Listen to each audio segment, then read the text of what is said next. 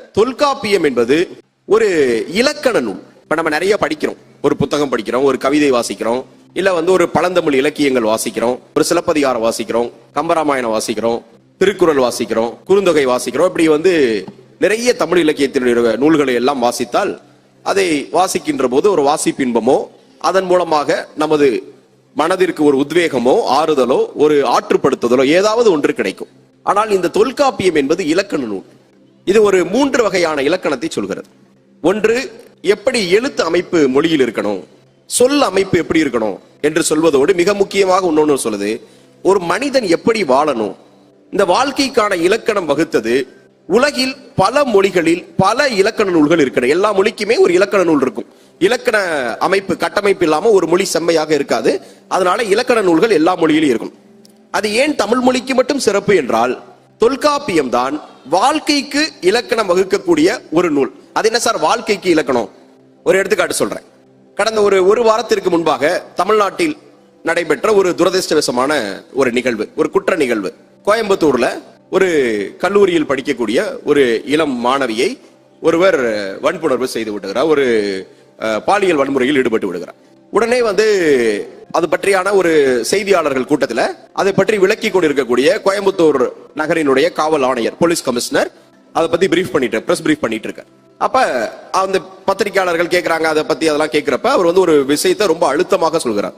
அந்த பெண்ணோட பிரைவசி கருதியும் அவர்களினுடைய எந்த ஒரு இதையும் நிச்சயமாக வெளியிட்டு விடக்கூடாது, அது சட்டப்பூர்வமாக தடை செய்யப்பட்டது, தண்டனைக்குரிய குற்றம். அவங்க யாரு என்னன்றதெல்லாம் இந்த மாதிரி பொது வெளியில வெளியிடுறது அப்படின்றத ரொம்ப அழுத்தமா சொல்றார். ஏன் அழுத்தமாக சொல்ல வேண்டி இருக்கிறது என்றால், இதே மாதிரி ஒரு ஓராண்டிற்கு முன்பு நினைக்கின்றேன் இது மாதிரி ஒரு குற்ற சம்பவம் நடக்கிறப்ப அந்த பெண்ணை பற்றிய விவரங்கள் எல்லாம் ரொம்ப சாதாரணமா வெளியிட்டுட்டாங்க. சில பத்திரிகைகள் பொறுப்பு இல்லாம பண்ணிட்டாங்க. இது நம்ம நினைச்சு பார்த்தா யோசிச்சு பாருங்க, இது இன்று சட்டத்தால் தடை செய்யப்பட்ட ஒன்று. இதே கருத்தை குறைந்தபட்சம் 2500 ஆண்டுகளுக்கு முன்பாக எழுதப்பட்ட இலக்கண நூல் நமக்கு சொல்லித் தருகிறது. வாழ்க்கைக்கான இலக்கணம் என்ன? மக்கள் நுதலிய அகனைந்தினையும் சுட்டி ஒருவர் பெயர் கொள்ள பெறார் என்று தொல்காப்பியத்தினுடைய ஒரு நூற்பா இருக்கு. ஒரு தொல்காப்பியத்துல ஒரு நூற்பா. அந்த விதி என்ன சொல்லுதுன்னா, அது ஒரு ஃபார்முலா, ஒரு விதி, ஒரு லா மாதிரி, ஒரு ரூல் மாதிரி. வாழ்க்கைக்கான ரூல் என்ன ரூல்? மக்கள் நுதலிய அகனைந்தினையும், தனிப்பட்ட வாழ்க்கையில் ஒரு அக வாழ்க்கையில் இருக்கக்கூடிய ஒரு சூழ்நிலையில் பாசிட்டிவா இருக்கிறதவே ஒரு தலைவனுக்கும் தலைவிக்கு இருக்கக்கூடிய ஒரு வாழ்க்கை, அதுல கூட அவர்களினுடைய பெயரையோ நேரடியாகவோ மறைமுகமாகவோ குறிப்பிட்டு இலக்கியத்தை படைக்க கூடாது என்கிறது. மக்கள் நுதலிய அகனைந்தினையும் சுட்டி ஒருவர் பெயரை வச்சு எழுதவே கூடாது. அதனாலதான் நீங்க எந்த இலக்கியத்திலையும் பாத்தீங்கன்னா நேரடியாகவே தலைவன் தலைவி இவர் பேரு, இவர் அட்ரஸ், இவர் போன் நம்பர் அப்படின்னு எங்கேயுமே இருக்காது. இப்படிப்பட்ட இலக்கண நூல் தான் நமக்கு வழிகாட்டிய நூல். அந்த மரபு தான் நம்மளுடைய தமிழ் மரபு. இந்த நான் சொன்ன ஒரு நூற்பா, இது மாதிரி இது நான் சொன்னது ஒரு எளிய நூற்பா. இன்னும் ரொம்ப கஷ்டமாலாம் இருக்கும். வடசோர் கிளவி வடவெழுத்தொரி எழுத்தொடு புணர்ந்து சொல்லாகுமே என்று இன்றைக்கு வரையும் நம்ம மொழிக்கு புதுசா ஒரு சொல் வருது. இப்ப மொபைல் போன் அப்படின்னு ஒண்ணு கண்டுபிடிக்கிறாங்க, ஸ்டெம் டெக்னாலஜி அப்படின்னு ஒண்ணு கண்டுபிடிக்கிறாங்க. அதை நம்ம மொழிக்கு கொண்டு வரப்ப எப்படி எழுதணும் என்று அப்போதே ஒரு விதி வகுத்து அதை நீங்க அந்த வார்த்தை அப்படியே இருக்கு, அதுக்கு மொழிபெயர்க்கணுமா அப்படின்லாம் காலப்போக்கில் நிகழும். உடனடியாக நீங்க பயன்படுத்தணும்னா அதை அப்படியே தமிழ் வார்த்தையை தமிழ் எழுத்தை எடுத்து நீங்க பயன்படுத்திக்கலாம். ஒரு வட எழுத்துக்கு அதே உச்சரிப்பில் வரக்கூடிய ஒரு தமிழ் எழுத்தை எடுத்து பயன்படுத்தலாம் அப்படின்றது அந்த நூற்பாவோட ஒரு பொருள். இப்படிப்பட்ட நூற்பாக்கள் கொண்டதுதான் தொல்காப்பியத்தினுடைய இலக்கணங்கள். அது எழுத்துக்கும் சொல்லுக்கும் சொன்ன மாதிரி வாழ்க்கைக்கு பொருளதிகாரத்துல சக உயிர்களை எப்படி பேண வேண்டும். நாம் வாழக்கூடிய இந்த பூமி என்பது நமக்கானது மட்டுமல்ல, சுற்றி இருக்கக்கூடிய உயிரினங்களுக்கானது. இந்த பூமி மனிதர்களுக்கு தேவைகளுக்கான எல்லாவற்றையும் கொண்டிருக்கிறது. ஆனால் ஒருபோதும் பேராசைக்கு உரியவற்றை கொண்டிருக்கவில்லை. நமக்கு என்ன தேவையோ அது இந்த பூமியிலிருந்து இயற்கையிலிருந்து எடுத்துக்கலாம். ஆனால் நம்மளுடைய பேராசைக்கு எல்லாம் இருக்கான்னு பார்த்தா அது இருக்கும், அழிஞ்சு போயிடும், அடுத்து வரவங்களுக்கு இருக்காது. எனவே அந்த சமநிலையோடு உயிரினங்களிடத்தில் இணக்கத்தோடு வாழ வேண்டும் என்று எல்லாவற்றிற்கும் வாழ்க்கை விதிகளை வகுத்த அந்த தொல்காப்பியத்தில் ஒரு 1600 நூற்பா இருக்கு.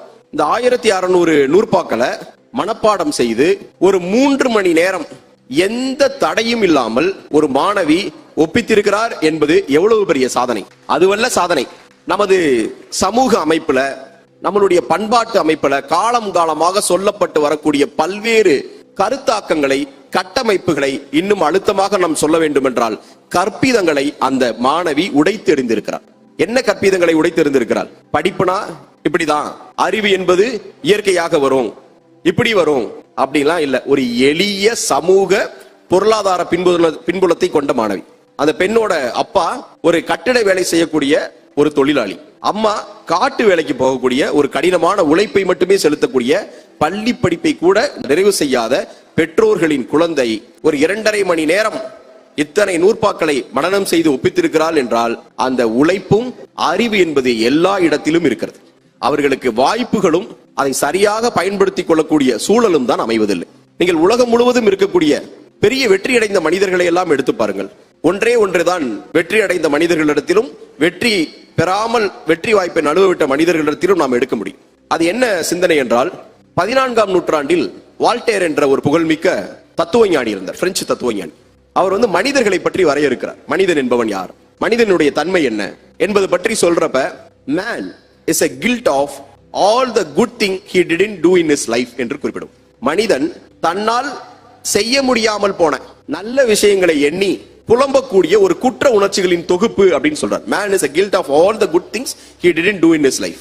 ஐயோ, நான் அப்பா அப்படி பண்ணியிருந்திருக்கலாமே, நான் இந்த வாய்ப்பை மிஸ் பண்ணிட்டேனே.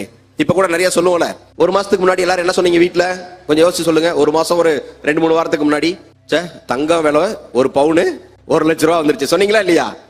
சொன்னீங்களா? போன வருஷம் எவ்வளவு வித்தது? 60,000 வித்தப்பயே சொன்னேன் எங்க வீட்டுக்கார்ட்ட, ஒரு 10 பவுன் வாங்கினேன். எங்க கேட்டா அந்த ஆளு இன்னைக்கு 1 லட்சம் ரூபாய் வந்துருச்சு. எல்லாரும் வீட்டுல புலம்புனீங்களா இல்லையா?